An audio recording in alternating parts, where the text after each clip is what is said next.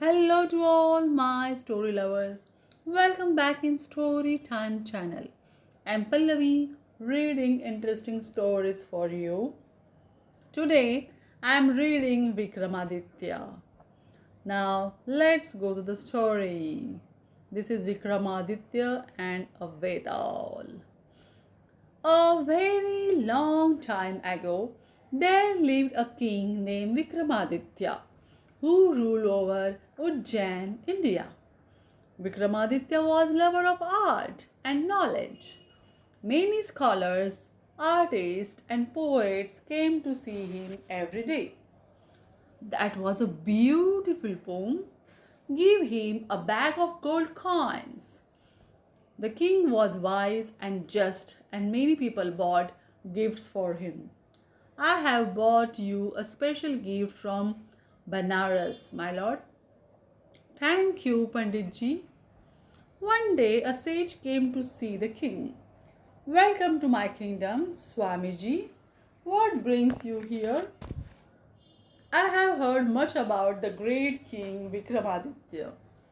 I thought I would see him myself.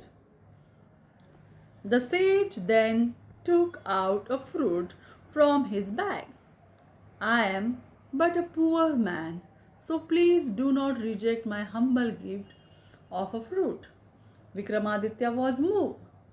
I will gladly accept it, Swamiji. He took the fruit and handed it over to his guide. Vikramaditya then went on meet to the rest of his visitors and forgot about the fruit. The next day, the sage visited him again. Greetings, O king. The sage took another fruit of his bag. Please accept this gift from me. The king thanked the sage and gave the fruit to his guide. The very next day, the sage was back with another fruit, and the next day, and the next. The sage gives me the gift every day. The king gave the fruit to his guide again. One day, Vikramaditya was walking in his garden when the sage presented him with the fruit. The king walked around his garden, tossing the fruit up and catching it. Suddenly, a monkey that was watching him dived down a tree, ran up to the king, and before he knew it, snatched the fruit away. Give that back, impudent monkey! The king watched the monkey took a bite from the fruit. To the king's astonishment, a bright red rupee fell out of the fruit as it cracked open. What's that? Vikramaditya picked up the ruby. It's ruby. How did it get into the fruit? The king now summoned his guide. Guard, go and get my personal guide here quick. In no time the guide was there. I have been giving you fruit every day. What have you done with them? Your Majesty, I have been throwing them into the storeroom every day. Bring all the fruits here. The guide brought all the fruits to the king. Break them open. Inside each fruit was a precious stone. Rubies, sapphires, emeralds, diamonds. Every fruit has a different stone in it. It's miracle. The next day, Vikramaditya waited eagerly for the sage's visit. At last, the sage walked in. I have brought my usual gift for you, O king. Vikramaditya stopped him. Did you know that all the fruits you gave me had precious stones inside? The sage smiled. Yes, I knew. Vikramaditya was puzzled. Then why did you give me such a gift? I have done nothing for you. The sage face took on a different look. Oh, but there is something you can do for me. Vikramaditya was eager. Tell me what is, and it's yours. I have heard a lot of about your courage and I have a taste for you. Vikramaditya was intrigued. I never step away from a challenge. What do you want me to do? The sage gave him instructions. I want you to meet me under a banyan tree in the cremation ground at midnight today. Vikramaditya agreed. I wonder what he wants from me. That night, when the whole city slept, Vikramaditya headed towards the cremation ground. A terrible wind was blowing and jackals howled eerily, but the Vikramaditya was not afraid. Vikramaditya went to the banyan tree where the sage was waiting for him. You have kept your promise, O king. I am always true to my word. Now the sage told him what he wanted. I am trying to attain a certain special powers by performing some rites. But to complete the rites, I need the help of a king. I am here to help you. Tell me what to do. The sage outlined the horrible task he had set for Vikramaditya. Do you see that forest over there? The forest he was referring to was filled with shrieks and screams of unknown creatures. In the middle of the forest is a very ancient tree. A corpse hangs from one of its branches. You will have to bring the corpse to me. Vikramaditya was frightened by the task, but he didn't show it. So, do you have the guts to do it? There's no doubt. Vikramaditya now started towards the forest. A strange task. Anyway, it is not my job to ask questions. Vikramaditya walked through the terrifying forest, passing strange creatures along the way. Oh, that must be the ancient tree. He came up to the old tree and looked up at the terrible corpse that hung from one of its branches.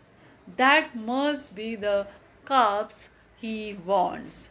Vikramaditya climbed the tree and reached the corpse, which was actually a vetal or vampire.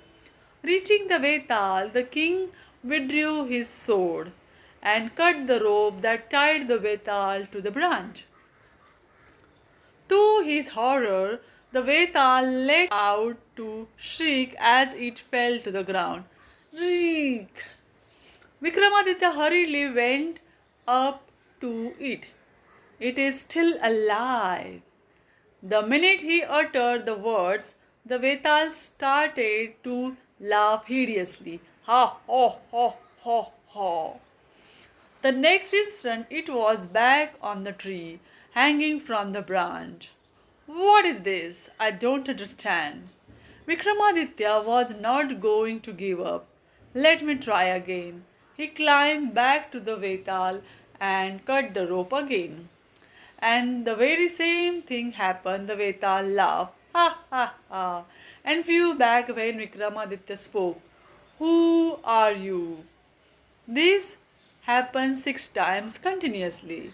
Finally, Vikramaditya came to a conclusion. Maybe I shouldn't speak. And so the next time he cut rope tied to the vetal, Vikramaditya silently came down the tree. He threw the vetal over a shoulder and started walking. My dear king, you have finally realized how to keep me down here. But let's how long you last. Vikramaditya said, Nothing. I just walk on. Why did you come to this dangerous forest? Who's ruling your kingdom while you are wandering around? Vikramaditya didn't react although he was listening. So you think you are clever, do you? I'm going to tell you a story now and then I will ask you question. You have to answer the question. If you do, I will fly back to the tree. But if you know the answer and keep quiet, then your head will burst into 1,000 pieces. Ha ha ha. Vikramaditya listened with a worried down. What have I gotten myself into? The Vetal started to narrate the story. Once upon a time, there lived a rich Brahmin who had 3 sons. The 3 sons were very sensitive and hard to please. Give me the fresh water. I am more sensitive than you both. I am the most sensitive. No, you are not. They quarrel every day over the smallest things. One day, oh, stop it, we shall go the king and let him decide which one of you the most sensitive. And so the 4 of them went to the king. Your Majesty, only you can solve our problem. There will be no peace in the house until we know who is the most sensitive among my 3 sons. The king thought about it. I can't decide that right away. I have to taste each of them. The king ordered the cook to make a delicious meal for the first son. Let the boy eat his heart's content. But the boy tasted the first mouthful and spat it out in disgust. I cannot eat this. It is disgusting. The king was surprised. Why? What is wrong? The rice smells of smoke. Summon the storekeeper. The storekeeper was questioned. Your Majesty, we buy the rice from the village farmer, but I cannot smell anything in it. Next, the farmer was questioned and the king found a reason why the rice smelled of smoke. Your Majesty, my rice fields are located next the cremation ground. The king was impressed. You are indeed very sensitive if you can detect such a faint smell.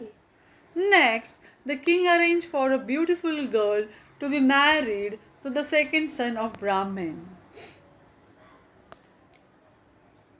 The girl was brought near the second son. He sprang back. Take her away quickly. The king was puzzled. What's wrong? Is she not beautiful? She is. But I cannot marry someone who smells of goat. The king was astonished. The girl comes from a rich family. They do not even rear goats or any animals. How can she smell of goats? But upon further inquiry with the girl's mother, the truth came out. Your Majesty, my daughter was fed goat's milk right through the childhood. Goodness, the second boy seems even more sensitive than his elder brother. Now it was the turn of the third son of the Brahmin. Come with me. The king took him to a room where 7 soft mattresses were placed one above the other. You cannot ask for a softer bed than this. Sleep well. The next morning, the king went to see the third boy. Did you feel comfortable? No, my majesty. I could not sleep at all. The bed was too uncomfortable. I can show you wound on my shoulder if you don't believe me. How is that possible? The boy had nasty red mark on his shoulder. Remove the mattress one by one. Under the last mattress, the king found a strand of hair. This has caused you pain? What a sensitive boy. You feel the hair through 7 mattresses. Now it was time for the king to decide which boy was the most sensitive. At this note, Vetal ended his story. Now he was ready with the question. Tell me, Vikramaditya, what did the king decide who is the most sensitive? Vikramaditya kept quiet. For Vikramaditya kept quiet, for he did not want to lose the Vetal again. But if you know the answer and stay quiet, your head will break into pieces. With no choice, Vikramaditya spoke. The third son is the most sensitive. The first son could have known where the rice was grown. The second son could have known about the girl's childhood earlier. But the third son had a scar to prove how sensitive he is. The vetal laughed. You're absolutely right. But alas, you have spoken, and so must go back. Screeching with laughter, the vetal flew back to the tree. He, he. Vikramaditya had no choice but to climb the tree again. Again he retrieved the vetal and started walking. Now it's time for my next story. The vetal told him another story, and the end of it asked him a question. What is your answer, Vikramaditya? Unable to stay quiet when he knew the answer, Vikramaditya spoke. And again the vetal escaped. This way, the vetal told 24 stories and escaped 24 times. Finally, the vetal told him his 25th story. So answer my question, King, speak. But the Vikramaditya did not know the answer to the question. It is possible that you don't know. The great Vikramaditya has accepted defeat. He remained silent and walked towards the cremation ground where the sage had been waiting. I have no choice but you stay with you now. But listen to my advice, King Vikramaditya. The sage is not what he seems. He is evil. He wants to kill you. Vikramaditya, listen closely. You are part of his sacrifice. When you get near him, he will ask you to bow before the fire. Then he will cut off your head. Once the sage completes the sacrifice, he will be all powerful. Then he will gain control over the Vetals and the other creatures like me. Vikramaditya reached the sage, well prepared. Oh, my king, you haven't failed me. I see that you are as clever and brave as they say. Vikramaditya put the Vetal on the ground. Now you must help me in my sacrifice. Bow down to the fire. Vikramaditya did not bow, just as Vetal said. Sage became impatient. Did you not hear me? Bow down, King Vikramaditya. I don't know how you want me to bow, and I do not wish to get it wrong. Can you show me how? Oh, that's very easy. First, fold your hands, then just bend. The sage bowed the fire.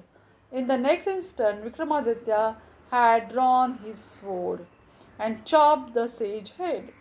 No sooner had the sage breathed his last than the Vetal turned into a handsome prince. Thank you, King Vikramaditya. You have released me from an evil spell that the sage had cast on me. I am grateful to you, too, for cautioning me against the evil sage.